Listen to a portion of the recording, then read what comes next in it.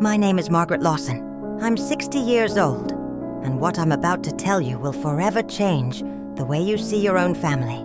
Just 3 days ago, my own son Lucas and my daughter-in-law Ava pushed my husband William and me off a 90-foot cliff. As I lay there broken and bleeding, I heard my husband's desperate whisper, "Margaret, don't move. Play dead." But that wasn't the worst of it. The worst was when William revealed the most terrible truth a mother could ever hear. A secret our children had kept for 25 years. For 4 decades, William and I built what we thought was the perfect family. We woke up every morning in our cozy suburban home, where the smell of fresh coffee mingled with the sound of birds singing. I worked as a teacher at the local elementary school, coming home every afternoon with stories of my young students. William had his carpentry shop where he created the most beautiful furniture you could ever imagine. His hands, rough yet delicate, could transform a simple piece of wood into a work of art. We had 2 children, James, our firstborn, and Lucas, 5 years younger. James was the soul of the house, always laughing, always helping William in the shop, always shielding me from any worries. Lucas was different, more reserved, but I loved him with the same intensity. As a mother, you never play favorites, or at least that's what I thought. On Sundays after church, the whole family would gather around our oak table, which William had carved with his own hands. James would tell us his plans to study engineering, while Lucas would remain silent, just picking at his food. Life was simple but beautiful. In the evenings, William and I would walk the trail around our small town, talking about our dreams, how we'd watch our grandchildren grow, and how we'd grow old together in that very house. I never imagined those walks would prepare me for the one that almost killed me. On weekends, I'd host family gatherings where my sisters, Clara and Rachel, would come with their husbands and children. The house would fill with laughter, kids running everywhere, women sharing recipes in the kitchen while the men fixed something in the yard. William was my perfect partner after 40 years of marriage. He still brought me wildflowers he'd pick on the way to work. He helped me grade my students' tests, and I would hold pieces of wood for him while he cut them in his workshop. We were a team, an unbreakable unit, or so I thought. At night, we'd sit on the porch to watch the stars, planning our future. We talked about traveling when we retired, seeing the ocean for the first time, building a smaller house once our children started their own families. But perfect happiness, as I would later discover, often hides the deepest tragedies. When James turned 20, something began to change in our family. He started to argue with Lucas about things I didn't understand. I'd hear them whispering in the hallway, and they'd fall silent when I appeared. William told me it was just brotherly stuff and that it would pass. I wanted to believe him because I needed to believe our family was still perfect. One night in October, exactly 25 years ago, James didn't come home for dinner. We waited until 11, then 12, then 1 in the morning. Lucas was in his room, supposedly studying, but I noticed something strange in his eyes whenever I asked about his brother. William went out to search for him with our neighbors. They checked every corner of town, every trail, every place James used to go. At dawn, they found his body at the bottom of the river gorge. The police said it was an accident, that he had probably stumbled in the dark. I never questioned that version because I couldn't imagine that the truth was much more horrible. James's funeral was the darkest day of my life. I wore my only black dress, the same one I'd worn at my mother's funeral. Lucas was strangely calm for someone who had just lost his older brother. While I cried until I had no tears left, he remained silent with an expression that now, after what I know, sends shivers down my spine. William never left my side all day, holding me up when my legs gave out, whispering words of comfort that I now know tasted bitter in his mouth. After James's death, Lucas changed completely. He became more attentive, more loving, as if he were trying to make up for something. He helped me with chores, accompanied his father to the workshop, and brought me things when he saw I was sad. I thought it was his way of dealing with grief, of filling the void James had left behind. How naive I was. What he was really doing was building a perfect mask to hide the monster inside. The years passed and the wound never fully healed. But we learned to live with it. Lucas married Ava, a sweet girl from the next town over, and they seemed happy. My name is Margaret Lawson, and what I'm about to share with you will forever alter the way you view your own family. Lucas, my son, and Ava, my daughter-in-law, pushed William and me off a 90-foot cliff just 3 days ago. As I lay there, broken and battered, I heard my husband's strained whisper, "Margaret, don't move. Play dead." But that wasn't the worst part. The worst came when William revealed the most agonizing truth a mother could ever hear. A secret our children had been hiding for 25 years. For decades, William and I had worked hard to build what we thought was the perfect family. Every morning, we woke up in our little suburban home, the aroma of freshly brewed coffee mixing with the sound of birds singing outside. I taught at the local elementary school, spending my afternoons recounting stories from my classroom. William worked as a carpenter, making beautiful, intricate furniture with his hands, turning simple pieces of wood into art. We had 2 children, James, our firstborn, and Lucas, 5 years younger. James was the light of our family, always laughing, always helping his father in the workshop, always there to protect me. Lucas, on the other hand, was more reserved, quieter. But I loved him with the same intensity. As a mother, you never think you'll play favorites. Or at least, that's what I believed. After church on Sundays, the family would gather around our oak dining table, hand-carved by William. James would excitedly share his plans to study engineering, while Lucas would sit quietly, picking at his food. Life was simple yet beautiful. Evenings were spent walking around our town, dreaming of the future, imagining watching our grandchildren grow up in the house we built with our own hands. I never imagined those walks were training for the one that almost killed me. On weekends, I hosted family gatherings, where Clara and Rachel, my sisters, would bring their families. The house would be alive with laughter, kids running about, women swapping recipes in the kitchen while the men tinkered in the yard. William was my perfect partner. After 40 years of marriage, he still picked wildflowers for me on his way to work. He helped me grade my students' papers, and I would hold pieces of wood while he worked in his shop. We were a team, an unbreakable unit, or so I thought. At night, we'd sit on the porch and plan our future, excited for the years ahead. We talked about traveling when we retired, seeing the ocean for the first time, and downsizing when our children had families of their own. But as I would later learn, perfect happiness often hides the deepest tragedies. When James turned 20, something changed in our family. He started arguing with Lucas about things I didn't fully understand.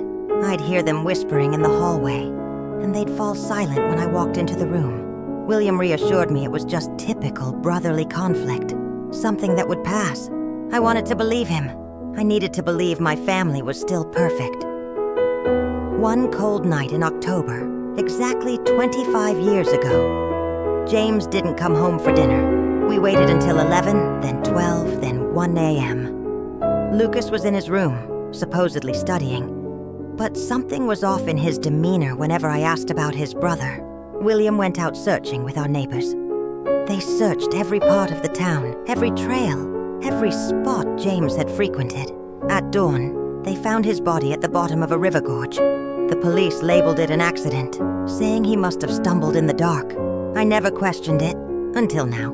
James's funeral was the darkest day of my life. I wore my only black dress, the same one I'd worn for my mother's funeral. Lucas was unnervingly calm. While I cried myself raw, he remained eerily silent.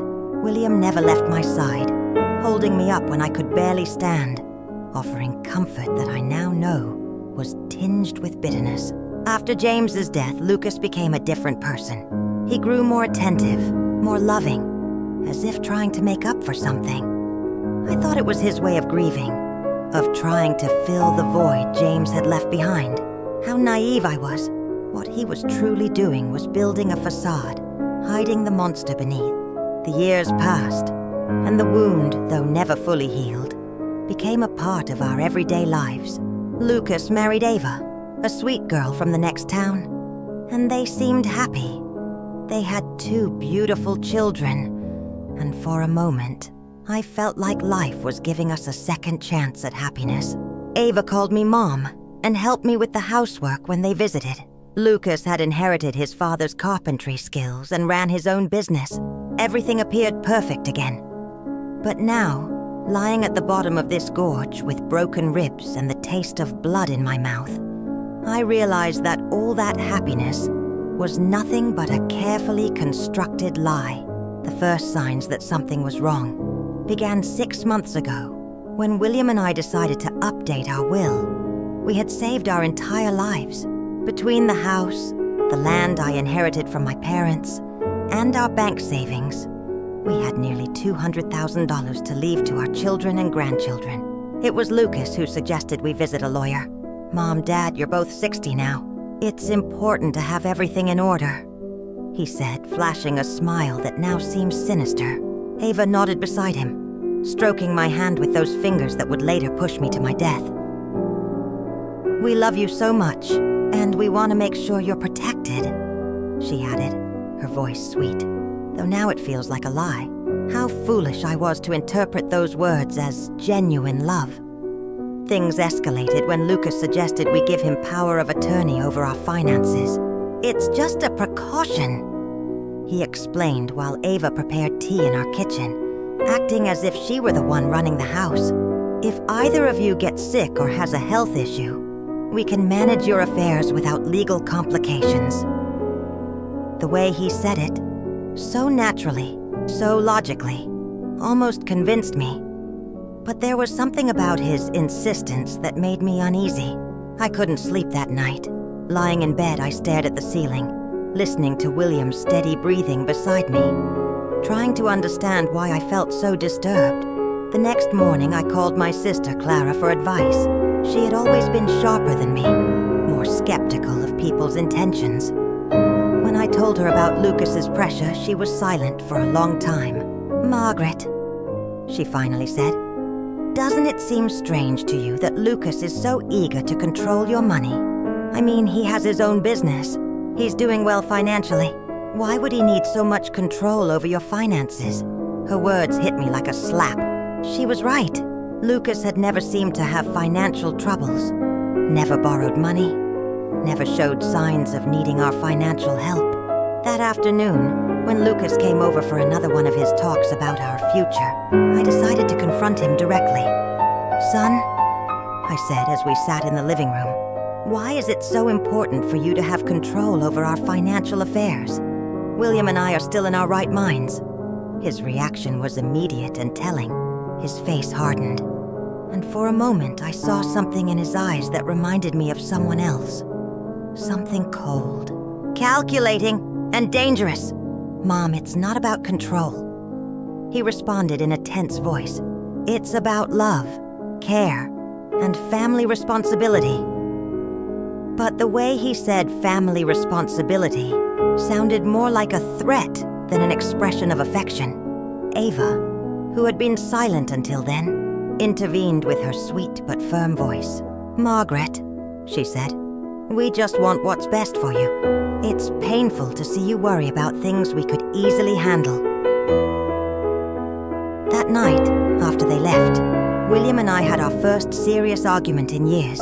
He thought I was being paranoid, that I was looking for problems where there were none. But I insisted something wasn't right, that Lucas's behavior had changed too much. William, I said as we washed the dishes, do you remember what Lucas was like before James died? He was different, more distant. I don't know how to explain it, but there was something about him that scared me. William stopped washing the plate in his hands and looked at me intently. In his eyes, I saw something I hadn't seen before. A shadow of doubt. Margaret, he said in a very low voice, there are things about James's death that I never told you.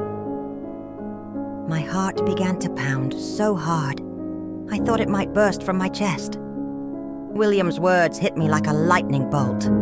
"What about James's death?" I asked with a trembling voice. William sat heavily in one of the kitchen chairs, the same table where we had shared thousands of family meals, where James used to do his homework, and where Lucas had always remained silent. William ran his hands over his face, as if he were trying to erase the memories that had tormented him for 25 years. The night James died, he began in a broken voice. Lucas wasn't in his room studying like he told us. I saw him leave the house around 8:30. I followed him because something about his attitude worried me. He'd been very strange those days, more aggressive, more resentful. William paused, looking at his hands as if the terrible truth he had kept for so long was written there. "I saw them arguing by the gorge," William continued. "Lucas and James were shouting horrible things at each other." My world began to spin. "What were they arguing about?" I whispered, even though part of me didn't want to know the answer.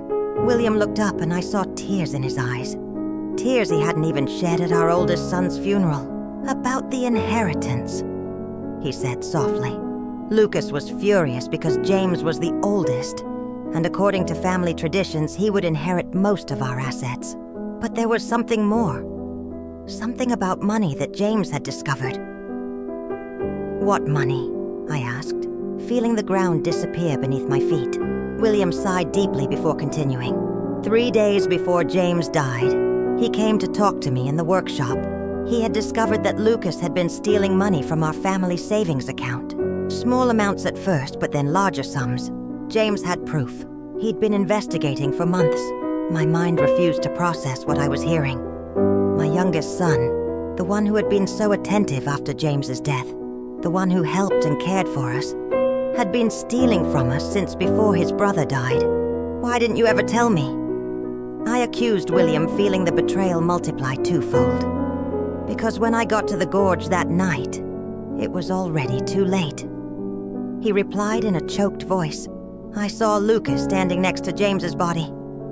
Our youngest son was trembling, crying, and repeating over and over, "It was an accident.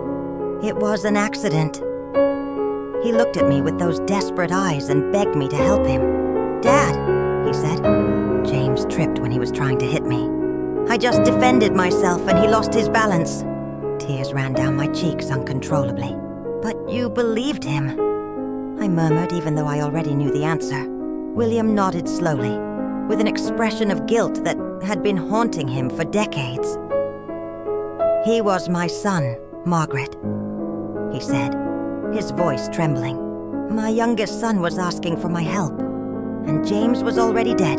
I couldn't bring one back to life by destroying the other. I thought it was really an accident, that Lucas had learned his lesson, that he would become a better man after this." "And the stolen money?" I asked, needing to know every detail of this nightmare. Lucas promised me he would pay it back little by little, that he had taken the money to invest in a business that went wrong. He swore he would never do something like that again. And I believed him, Margaret. God forgive me, but I believed him because I needed to believe my son wasn't a killer. I got up from the table, stumbling and holding on to the wall to keep myself upright. Everything I had believed about my family, about my surviving son, about the last 25 years of my life, was a lie. "Did he pay the money back?" I asked, even though I already knew the answer from the look on William's face. "Never," he replied. In fact, he kept stealing small amounts that I pretended not to notice, because confronting him would mean admitting I had covered up a murder. I became his accomplice, Margaret. Every time I stayed silent, every time I pretended not to see the bank accounts dwindle, I became more of his accomplice. The horrible reality began to take shape in my mind. "That's why he's so interested in controlling our finances now," I murmured. "It's not because he cares about us. It's because he wants to finish what he started 25 years ago." William nodded gravely. "And there's something else, Margaret. Something I just discovered a few weeks ago." "What else could there be?" I asked, feeling like my heart couldn't take any more revelations. William went to his desk and pulled out some papers he had been hiding under other documents. "I've been discreetly investigating Lucas's finances. His carpentry business isn't doing as well as he wants us to believe. In fact, he's on the verge of bankruptcy. He owes more than $100,000 to several banks and suppliers." The papers trembled in my hands as I read the numbers. Lucas wasn't the successful man he pretended to be. He was a desperate failure who had been living on lies and stolen money for decades. "Does Ava know all this?" I asked, remembering her sweet smile and loving hugs. "I'm sure she does," William replied.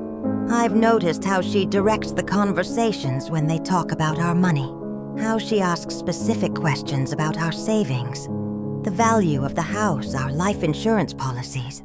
They aren't innocent questions, Margaret. They are questions from someone calculating exactly how much our death is worth." That sentence chilled me to the bone. "Our death?" I repeated in a whisper. It was the first time I had considered that Lucas might want to cause us physical harm. Until that moment, I thought he just wanted to rob or cheat us. But if he had killed his own brother for money, what would stop him from killing his parents for the same reason?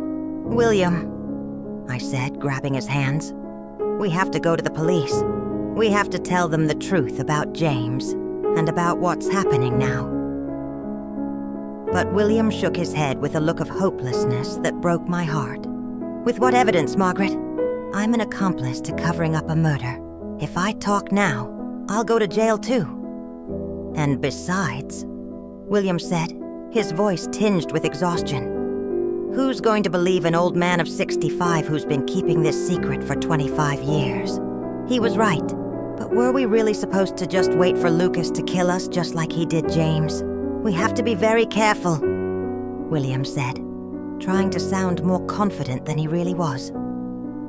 "We are going to find a way to protect ourselves, to gather evidence, to—" But his words were interrupted by the shrill ring of the phone. It was Lucas. "Hi, Mom," he said with that sweet voice that now sounded like a knife in my chest. "Ava and I were thinking, and we believe it would be beautiful to celebrate your 40th wedding anniversary with something special. How about we take you to those mountains you've always talked about next weekend? We could go on a family hike, take pictures, and have a perfect day together." My blood turned to ice. I looked at William, who had heard the conversation and had the same look of terror on his face. "That's a very sweet idea, son," I managed to reply in a trembling voice. "But let us think about it, and we'll get back to you tomorrow." After hanging up, William and I looked at each other in silence, knowing we had just received an invitation to our own execution. "The mountains," I murmured. "He's going to take us to the mountains to kill us and make it look like an accident," William nodded gravely. "Just like he did with James at the gorge." That night, we didn't sleep a wink holding each other in our bed, planning how we could save ourselves from our own son. The next few days were a nightmare of terror and pretense. William and I had to act as if nothing had happened when Lucas and Ava came to visit, smiling when they talked about the mountain trip, nodding when they excitedly told us they were going to spend time with family. But inside, every fiber of my being screamed with fear. I knew I was looking into the eyes of my oldest son's murderers, and that now they were planning to do the same to me and my husband. Ava arrived on Wednesday afternoon with a shopping bag, and that radiant smile that now seemed like the grimace of a demon. "Margaret, dear," she said, hugging me with those arms that would soon push me to my death. "I bought some supplies for our mountain adventure. Cookies, water, fruit, everything we'll need for the picnic." She showed me the contents of the bag as if she were an excited child. But I could only think about how each of those items could be used to cover up our murder. "I also brought my new camera," she added, pulling out an expensive digital camera. "I want to capture every moment of this special day. They're going to be photos we'll treasure forever." The irony of her words made me sick. The only photo she would take would be of our broken bodies at the bottom of some cliff if anyone ever found us. Lucas appeared behind her carrying a new-looking hiking backpack. "Dad," he said to William with feigned enthusiasm, I bought all the necessary equipment for a safe hike. Ropes, harnesses, lanterns, a first aid kit. Every word that came out of his mouth sounded like cruel mockery. Safety, equipment to plan our murders, the perversity of the situation made me dizzy. Isn't it a bit dangerous for people our age? I asked, trying to sound casual while looking for any excuse to cancel the trip. Ava stroked my cheek with that false tenderness that churned my stomach. That's why we chose a very easy and safe trail, she assured me. It's a hike even kids can do. Plus, Lucas and I will be there to take care of you the whole time. Yes, they would be there to take care of us until the exact moment they decided to push us off a cliff. That night, when they finally left, William and I sat in our living room, trembling, not just from the cold, but from the absolute terror we had been holding back for hours. We can't go, I said, grabbing his hands. We just can't. We'll make up some excuse. If we don't go, William replied in a grave voice, they'll find another way to kill us. Maybe something that looks even more accidental. Like a house fire or a robbery gone wrong. At least in the mountains, we know what they're going to try to do. His words had a terrible logic, but they didn't comfort me at all. So, what do you suggest? I asked, desperate to find some solution that would save our lives. William was thoughtful for a few minutes before answering. We're going to go, but we're going to be prepared. I'm gonna hide my cell phone and set it to record everything that happens. If we manage to survive, we'll have evidence. And if we don't, his voice broke, at least someone will know the truth. William was thoughtful for a few moments before answering. We're going to go, he said slowly, but we're going to be prepared. I'm gonna hide my cell phone and set it to record everything that happens. If we survive, we'll have the evidence. And if we don't, his voice cracked, at least someone will know the truth. That night we could barely touch our dinner. We both knew it might be our last meal together in this house. The same kitchen where we had shared so many happy memories. When we still thought we were a real family. William reviewed his will once more, making sure that if something happened to us, at least Lucas wouldn't get everything without some record of our suspicions. I wrote a letter, he confessed, pulling a sealed envelope from his desk. It's addressed to your sister, Clara. In it, I explain everything we know about James's death and what we believe Lucas plans to do to us. I've hidden it in the place where we keep our important documents. If we don't come back from this trip, at least she'll know where to look for the truth. That night, we went to bed holding each other, whispering words of love that might very well be our last. If something happens to me, T, William said softly, I want you to know that these 40 years with you have been the best of my life, despite everything, despite the mistakes and the secrets. I love you more than my own life. I cried silently, memorizing the rhythm of his breathing, the warmth of his body, the smell of his skin, the thought of losing him, of never feeling his comforting presence again, tore at me like a jagged knife. Saturday dawned with a clear sky, mocking the storm inside my heart. Lucas arrived early, whistling a cheerful tune that made my blood freeze. Morning, lovebirds, he called from the front door. Ready for your big adventure? Ava appeared behind him, radiant as a bride on her wedding day. Except this was a wedding to death. During breakfast, which we could barely eat, Lucas explained the route we would take in great detail. It's a beautiful trail, he said, spreading a map on the table. It leads to a lookout where you can see the entire valley. They say the views are spectacular. His eyes gleamed with a malicious enthusiasm. Of course, the views would be spectacular. For them, they would be the last we'd see in our lives. The trail has some steep parts, Ava added, as if giving us useful tourist information. But nothing that experienced hikers like you can't handle. Her comment about our supposed hiking abilities sounded like a cruel joke. We were two 60-year-olds who barely walked through the park once in a while. As we loaded the car, I saw Lucas meticulously checking his backpack, making sure he had everything he needed for his plan. I noticed ropes, a small shovel, and something that looked like a flare gun. "What's that for?" I asked, pointing to the gun. "For safety," he replied without missing a beat. "If we get lost or something goes wrong, we can send a distress signal." Of course, they would send a distress signal after pushing us off a cliff so our bodies could be found, confirming it was a tragic accident during a family hike. Everything was calculated. Every detail had been planned to make our murders look perfectly natural. The car ride to the mountains lasted 2 hours that felt like an eternity. Ava put on cheerful music and sang along with the songs as if we were really going on a fun family outing.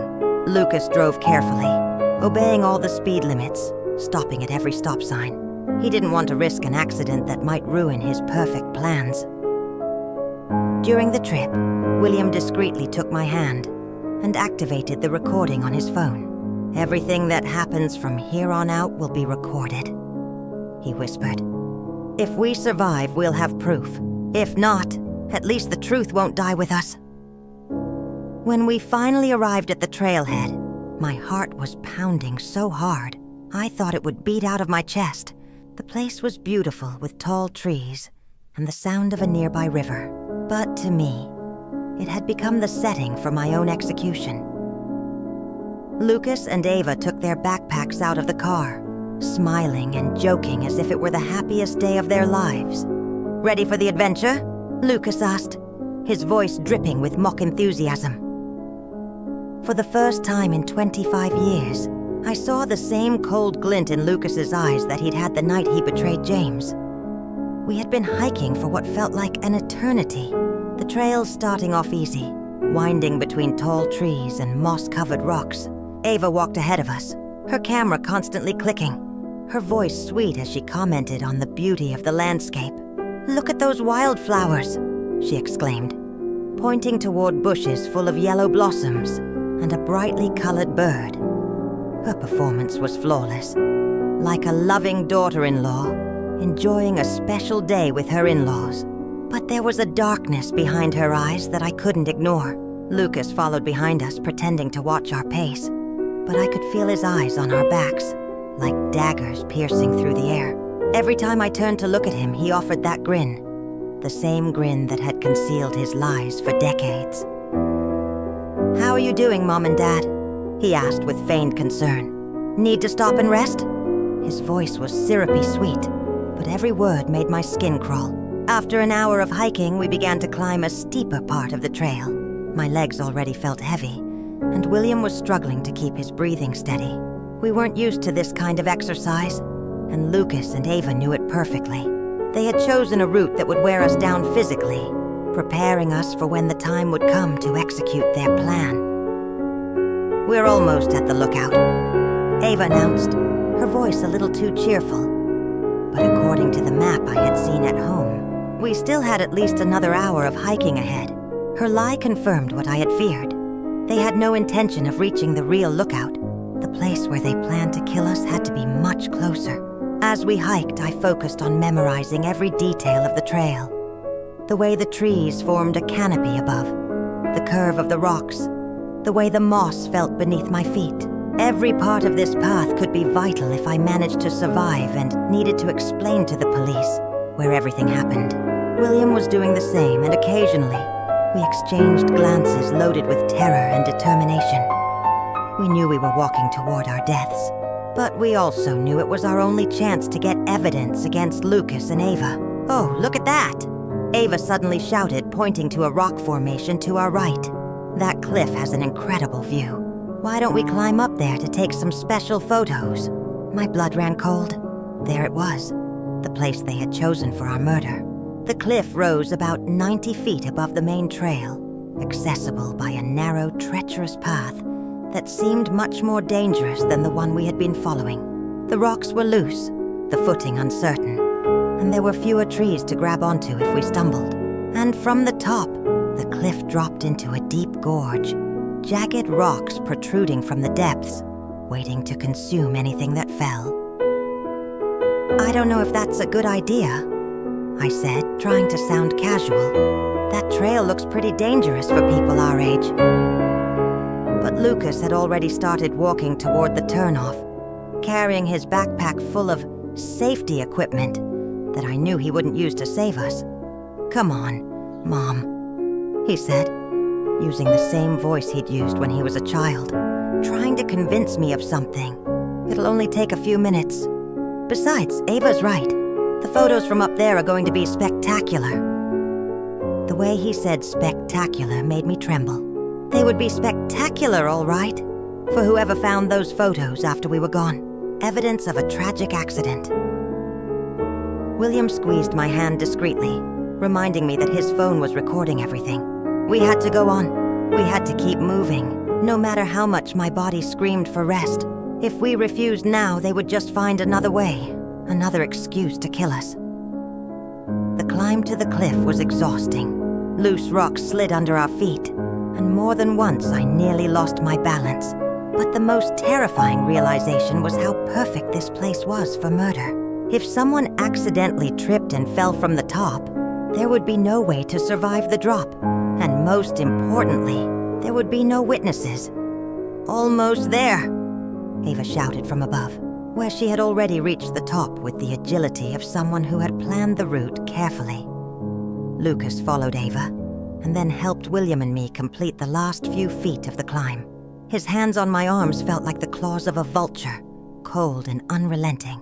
The lookout was indeed spectacular. From there you could see the entire valley, the mountains stretching far in the distance, and the river snaking through the trees. In any other circumstance, it would have been a beautiful moment to share with family. But knowing what I knew, the place now felt like the perfect setting for a nightmare. "Come over here for the photos!" Ava shouted, positioning herself near the edge of the cliff. "I want the valley to be in the background." William and I approached slowly, each step bringing us closer to our final destination. I could see Lucas strategically positioning himself behind us, his eyes calculating angles, measuring distances. "Perfect!" Ava exclaimed, raising her camera. "Now hug each other and smile."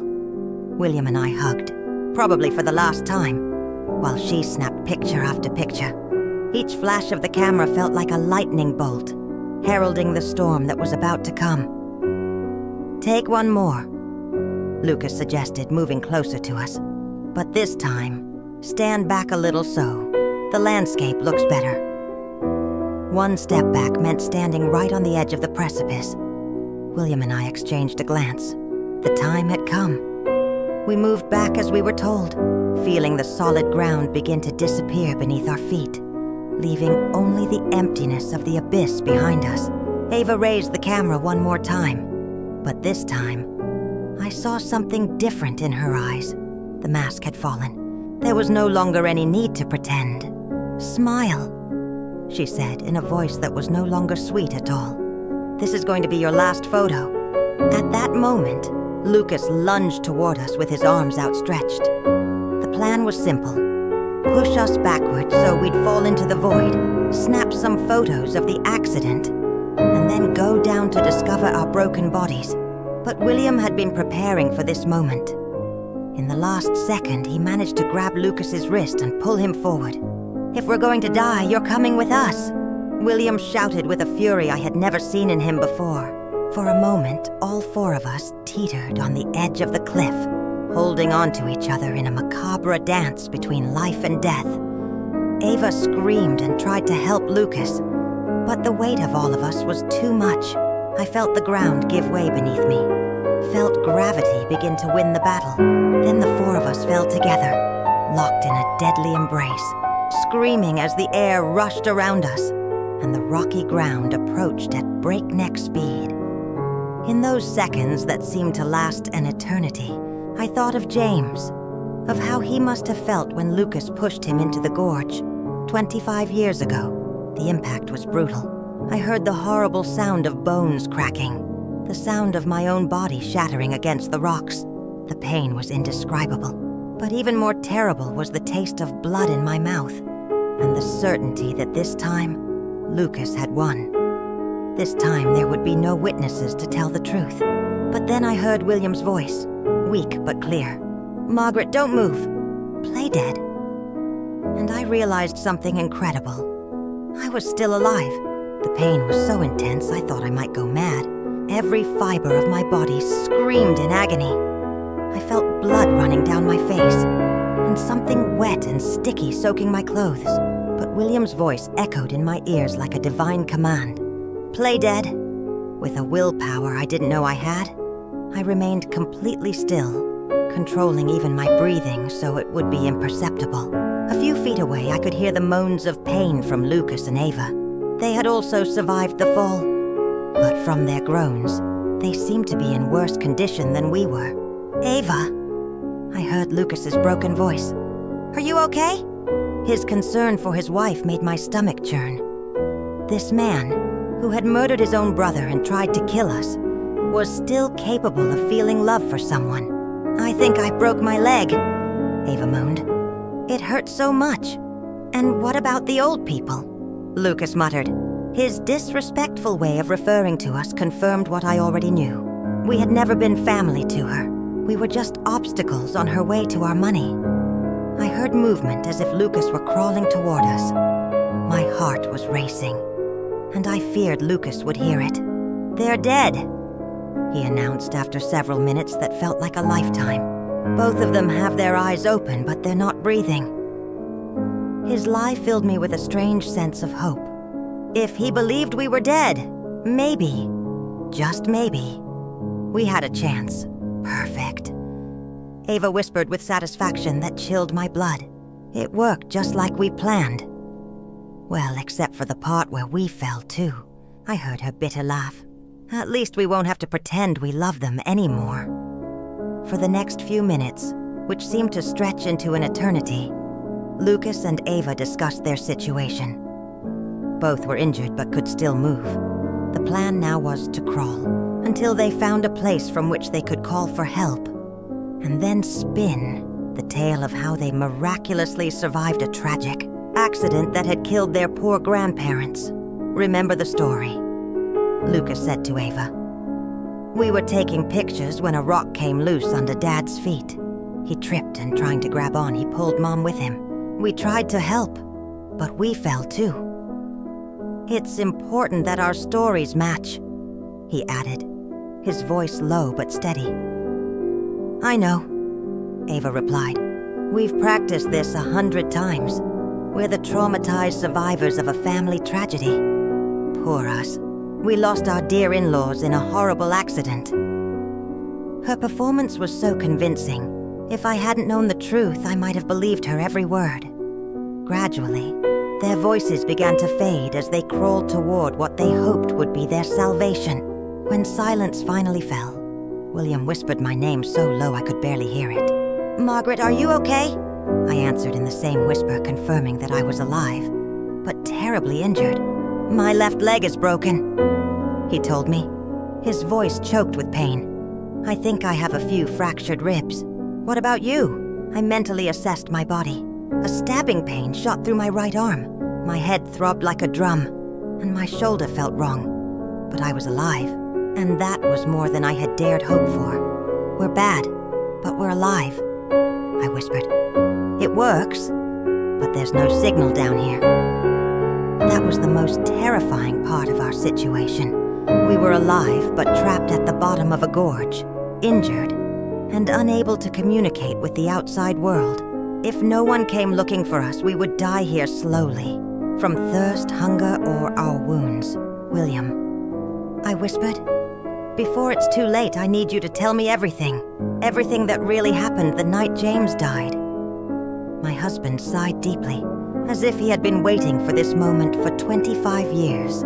"That night," he began, his voice trembling, "James came to find me in the workshop. He was furious. He had papers in his hands, bank statements." He paused, his face contorting as the weight of the past crushed him. He showed me evidence that Lucas had been stealing money from our accounts for months. Small amounts at first, then larger sums. James had been investigating because he'd noticed discrepancies in our savings. The physical pain mingled with the emotional torment as I processed the truth that had been hidden for so long. James wanted to confront Lucas that same night, William continued. I tried to calm him down, to convince him to wait until the next day, but he was determined. He said he couldn't sleep knowing his younger brother was stealing from us. And you followed him? I asked, though I already knew the answer. I followed him because I was afraid of what might happen. I knew James's temper when he got angry, and I had noticed something strange about Lucas lately, a coldness that sent shivers down my spine. When I got to the gorge, William said, his voice breaking, I found them screaming at each other. James had the papers in his hand, waving them in Lucas's face. You're a thief, he yelled. You're stealing from our own parents. Lucas denied everything. He said James was crazy, that he was making things up. My heart raced as I imagined the scene. My two sons, facing off in the dark, one accusing the other of betrayal. What happened next? I whispered, even though part of me didn't want to know the answer. William paused for a long time before continuing. He told Lucas that if he didn't return the money and confess everything to us, he would tell us the truth himself. Lucas went berserk. He yelled that James had always been the favorite, that he had always had everything easy, that it was time for things to change. And then William's voice broke. Lucas pushed James. It wasn't an accident, he whispered. He pushed him with all his strength, deliberately. I saw James trying to keep his balance, saw his arms flailing desperately, looking for something to grab onto. But it was too late. Tears streamed down my cheeks, mixing with the blood from my wounds. Why didn't you tell me the truth? I asked, my voice barely a whisper. William sighed deeply, because when I got to where Lucas was, he was crying, trembling, telling me over and over that it had been an accident, that he hadn't meant to do it. He begged me not to tell you anything, that he couldn't lose you too. My heart raced in my chest, knowing that Lucas would surely hear it. They're dead, he announced after what felt like hours of silence. Both of them have their eyes open, but they're not breathing. His lie filled me with a strange, unsettling hope. If he thought we were dead, then maybe there was still a chance. Perhaps we could outsmart him yet. Perfect, Ava whispered, the satisfaction in her voice so chilling it froze my blood. It worked just like we planned. Except for the part where Lucas and Ava fell with us. I heard her bitter laugh echo in the silence. At least now we won't have to pretend we love them anymore. For what seemed like an eternity, Lucas and Ava discussed their next move, crawling on the jagged rocks, their injuries barely slowing them down. They had planned for this moment, their so-called survival story. They would crawl until they found a place to call for help, where they would spin a tale about their miraculous escape from a family tragedy, painting themselves as the only victims of the day. Lucas was clear. Remember the story, he said to Ava, his voice thick with calculation. We were taking pictures when a rock came loose under Dad's feet. He tripped, and when he tried to grab on, Mom went with him. We tried to help, but we fell too. We need to make sure our stories match, he added, his tone insistent. I know, Ava replied too casually. We've rehearsed this 100 times. We're the traumatized survivors. Poor us. We lost our dear in-laws in a horrible accident. If I hadn't known the truth, I might have believed every word. As their voices faded, the silence around me grew heavy, suffocating. When it finally broke, William whispered my name, low and shaky. Margaret, are you okay? I nodded faintly, though the agony in my body was unbearable. My left leg's broken, he whispered, his voice strained with pain. And I think I have some fractured ribs. What about you? My body ached as I processed the damage. My right arm was on fire with pain, my head pounding as if someone had struck me with a hammer. But somehow I was alive, and for that, I was thankful. We're bad, but we're alive, I whispered, forcing a grin. But there was one terrifying fact still looming over us. We were alive, but trapped, unable to communicate with the outside world. No one knew we were here. If no one came looking for us, we would die slowly, our wounds the least of our worries. William, I whispered, my voice barely audible. Before it's too late, I need you to tell me everything. Everything about the night James died. William exhaled deeply, the weight of his words pressing down on him like an anchor. He spoke slowly, as if reliving the pain he had kept hidden for years. That night, James came to find me in the workshop. He was furious, holding papers in his hands, bank statements. He paused again, his voice trembling. He showed me evidence that Lucas had been stealing from our accounts for months. At first, it was small amounts, but then it escalated. My stomach churned, and the pain in my body seemed to pale in comparison to the betrayal William had just revealed. James had been investigating, noticing discrepancies in our savings. He continued, his voice barely above a whisper. He said he couldn't stand by and let Lucas ruin everything we'd built. But Lucas denied it all. He said James was being paranoid. What happened next? I barely managed to ask, fearing the answer. William's expression grew dark. James wanted to confront Lucas that night, but I tried to stop him. I begged him to wait until the morning, but he was too determined. He couldn't live with the idea that his brother was stealing from us. I knew James's temper, but Lucas had been different for a while. He was colder, more distant. Something about him. It didn't sit right with me. I followed them when James left the house. William paused, his hands shaking as the truth finally spilled out. I saw them arguing by the gorge. James had the papers in his hand, yelling at Lucas. "You're a thief!" he screamed. "You're stealing from our own family." I thought he'd stop. William continued, his voice cracking. But Lucas lost it. He pushed James. I was frozen in horror. "It wasn't an accident," William said softly. He pushed him. "It was deliberate. I could hardly breathe." The guilt of it all seemed to weigh heavier than the injuries I sustained from the fall. "But why didn't you tell me the truth earlier?" I managed to choke out. William sighed deeply, and I saw the regret in his eyes. Because when I got to Lucas, he was crying. He was begging me, saying it was an accident. He begged me not to tell you. He said he couldn't lose me too, that he'd made a mistake. The paramedics were focused on keeping William stable, their movements frantic as they worked. From their hurried conversations, I understood that his condition was far worse than mine. For a brief moment, I feared he might not survive long enough for us to expose the truth. "Ma'am," I heard one of the paramedics say softly, his voice laced with genuine compassion. "If you can hear me, hold on. We'll be at the hospital in a few minutes." His kindness was a stark contrast to the cold manipulation I had been subjected to by my own family. Ava and Lucas had painted such an insidious portrait of love, pretending to be the grieving relatives, while in reality, they were the architects of our doom. As we arrived at the hospital, chaos erupted.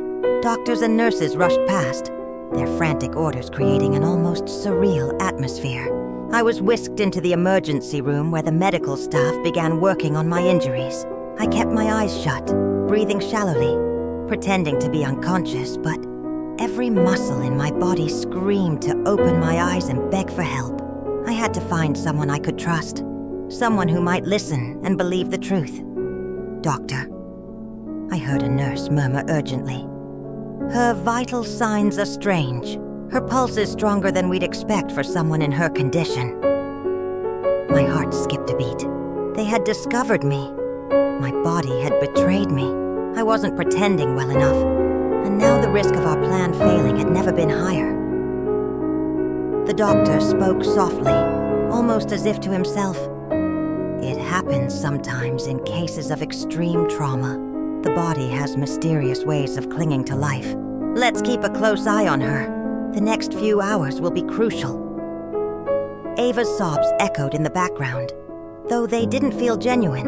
If anything, they sounded more like a sigh of relief. She thought we were dead, but she hadn't counted on me being alive. "Can we see them?" Lucas asked, his voice breaking with fake grief. "Just for a few minutes," the doctor replied, and I could hear his measured footsteps approaching my bed. This was it, the most dangerous moment of all. I had to convince Lucas that I was still fading in and out of consciousness. He was here now, and I had to make him believe I was at death's door. I felt Lucas's hand on mine, and it took everything in me not to pull away, to scream, to tell the world what he had done. "Mom," he whispered, his breath close to my ear. "If you can hear me, I want you to know that I love you. I'm so sorry this happened." His words were sweet on the surface, but they felt like poison sinking into my veins. "You're a liar," I thought, though I couldn't say it aloud. Ava leaned over from the other side, her voice oozing false tenderness as she whispered, "Margaret, dear, you've been like a mother to me. We'll never forget you." My heart twisted with the bitter knowledge that their grief was fake, that their love was a lie meant to manipulate me, to secure their future without consequence. But then, Lucas leaned closer, his breath cold against my ear. "I hope you've learned your lesson, Mom," he whispered. "You should never have asked so many questions about our finances. Some truths are better left buried, just like James." At that moment, I knew the plan had worked. Lucas had just confessed. Even though I couldn't record it, I knew Ella, the nurse, had overheard every word. The confession had been made, and though I had no way of proving it right now, I could sense that Ella understood the implications of what had just been said. "What did you say about James?" Ava asked, her voice sharp with suspicion. Lucas froze. "Nothing," he muttered. A lie he knew wasn't convincing. "I just meant, well, Mom always wondered what really happened that night. I guess it doesn't matter anymore." But Ava wasn't fooled. "Lucas," she snapped, "let's go. The doctors need space to work."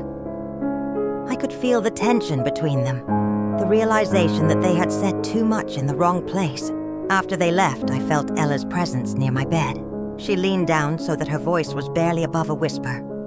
"Ma'am, I know you can hear me. What I just overheard? It's not normal. If you're in danger, you need to tell me somehow," Ella whispered, her voice full of urgency.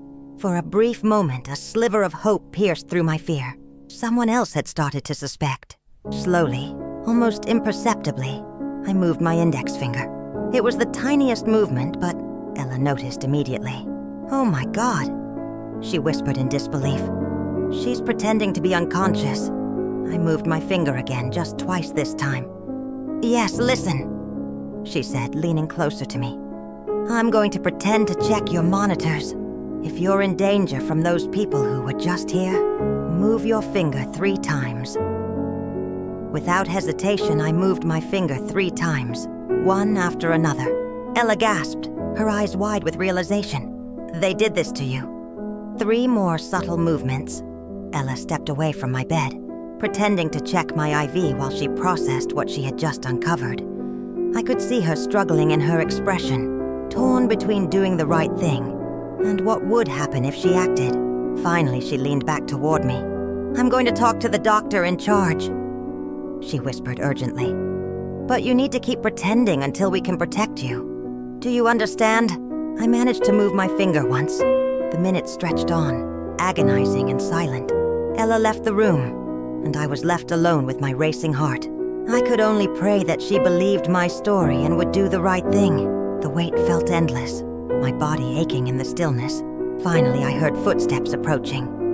It was Ella, accompanied by an older man, who I assumed was the chief doctor, and 2 police officers. The sight of them gave me a moment of relief. "Ma'am," the doctor said in a low, comforting voice. "Ella told me about your situation. If you can hear me, you're safe now. The officers are here to protect you."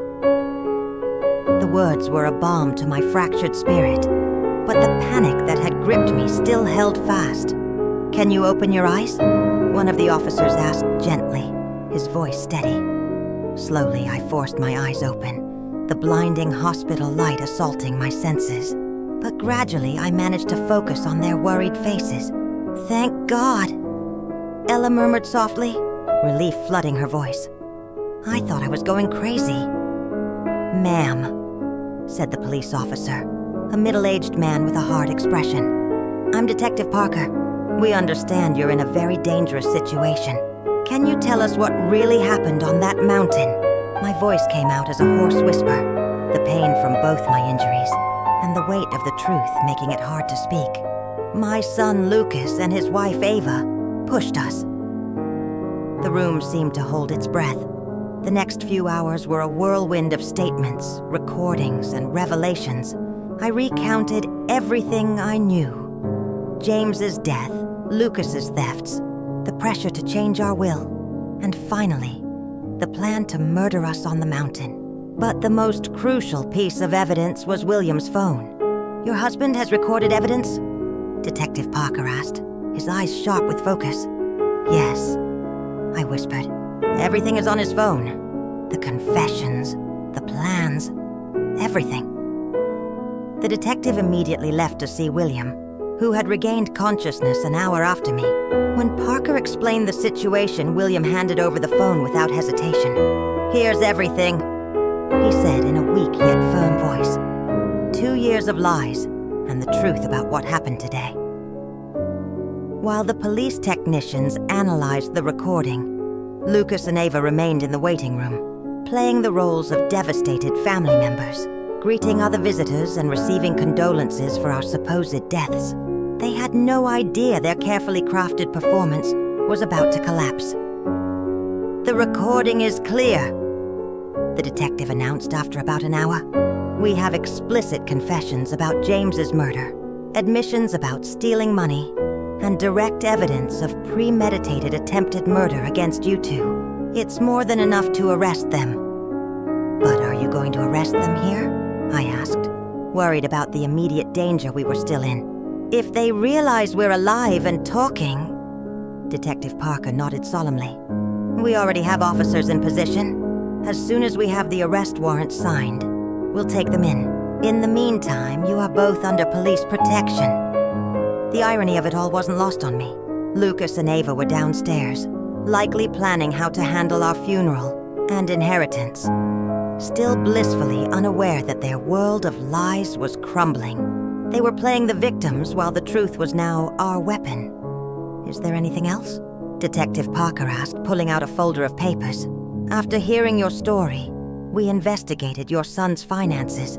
Not only is he bankrupt, as you suspected, but he also owes money to some very dangerous people, unofficial lenders who don't take excuses."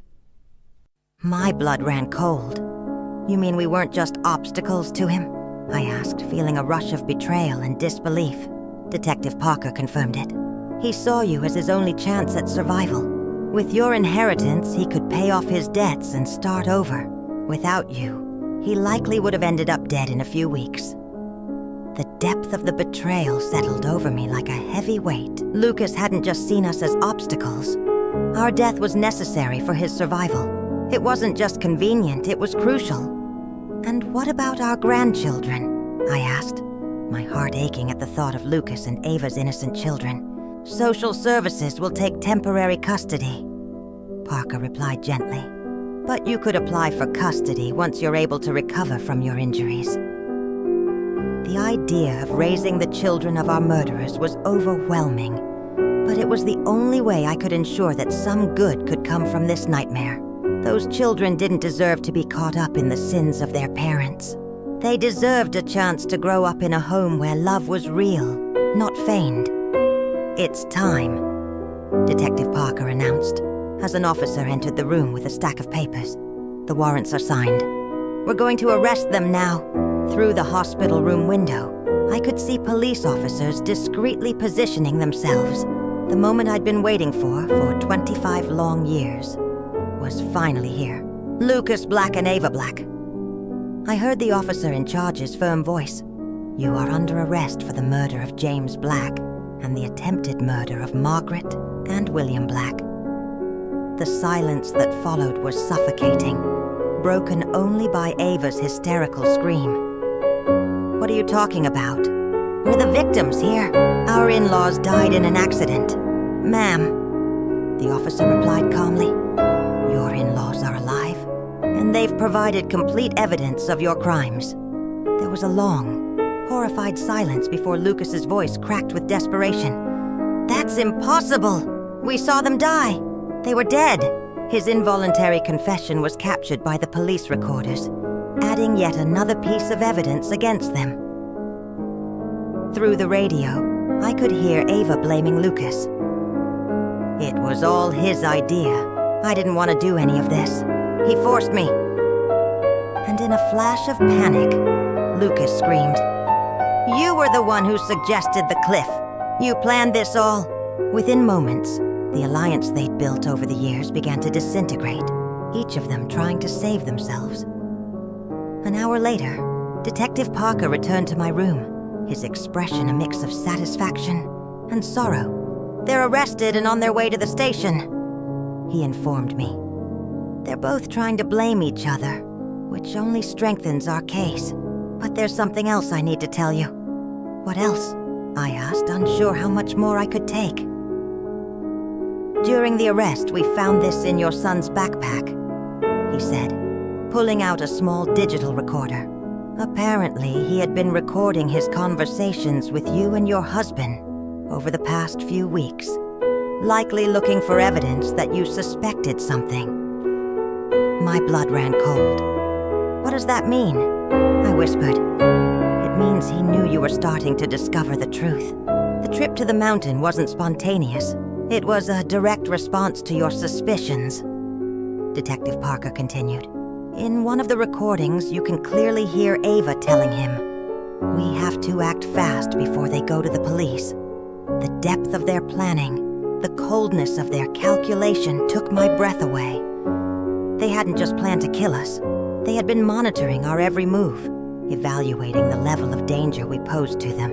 We were mice in a maze, and they were the scientists watching our every step." "There's something else," the detective added, a grim tone in his voice. "In the investigation of Lucas's finances, we found out that not only is he bankrupt, but he's also been forging your signatures on several documents, trying to access your bank accounts." I felt the final dagger plunge into my heart. If we had died on that mountain, Lucas would have had immediate access to everything. Our money, our assets, all those years of hard work, all of William's sacrifices, would have gone directly to him. "How much money did he steal?" I asked, my voice trembling with the weight of this revelation. "About $50,000 over the last 5 years," Detective Parker replied. "Small amounts at first that he thought you wouldn't notice, but when added up, it's a significant sum. That money, the savings William and I had built over decades, had been funding Lucas's life of luxury while he planned our deaths." The irony was bitter. The next days in the hospital were a blur of police interviews, lawyer visits, and relentless calls from the media. The local press had already dubbed the case the most horrible family betrayal of the decade.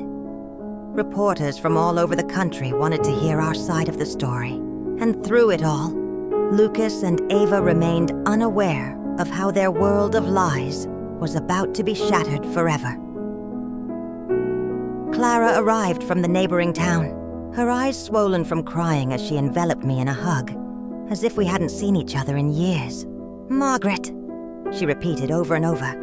"I always knew something was wrong with Lucas after James died, but I never imagined he was capable of this."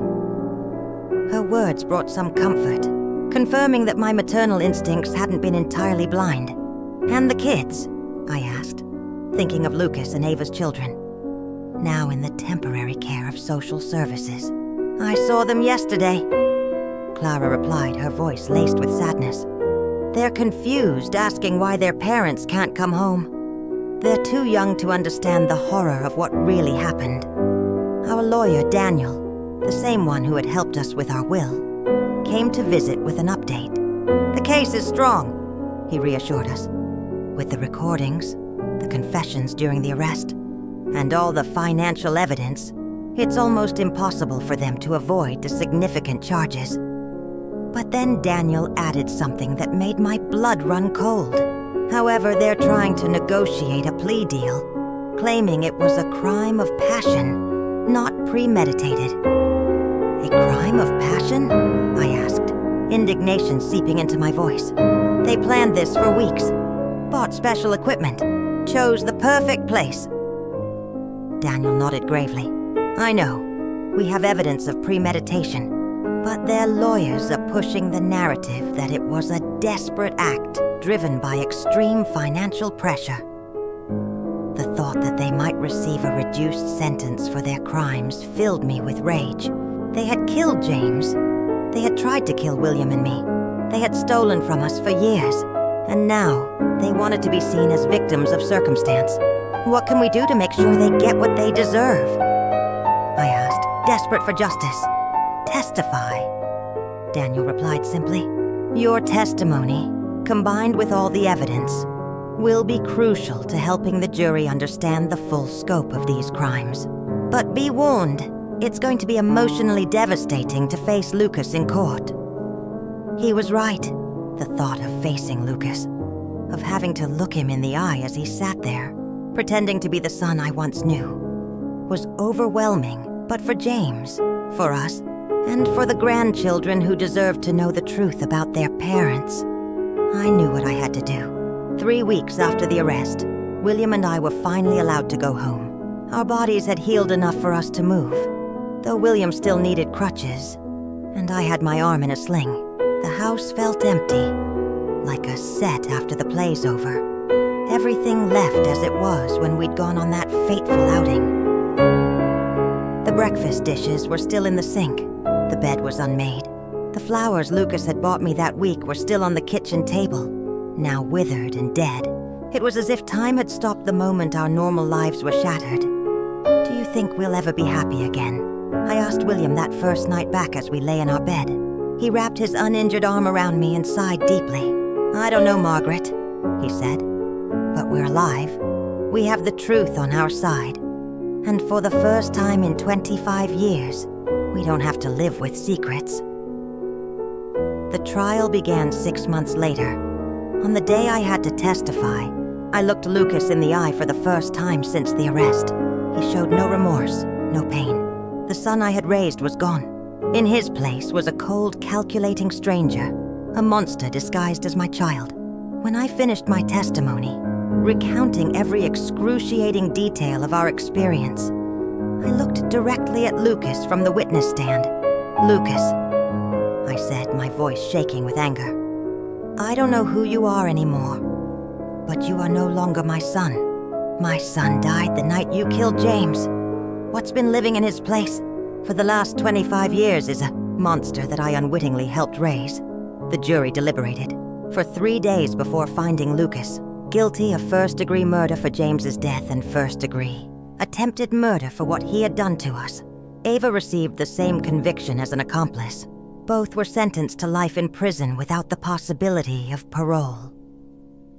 A year later, William and I began the process of formally adopting our grandchildren. They were beautiful, innocent children who deserved a chance to grow up with real love, not the toxic manipulation they had experienced from their biological parents. Every night when I tuck them in, I tell them about their Uncle James, the brother they never knew. I tell them about his kindness, his honesty, and his dream of giving them a safe, loving home. I promise them that no matter what, they will never have to feel the betrayal that we did.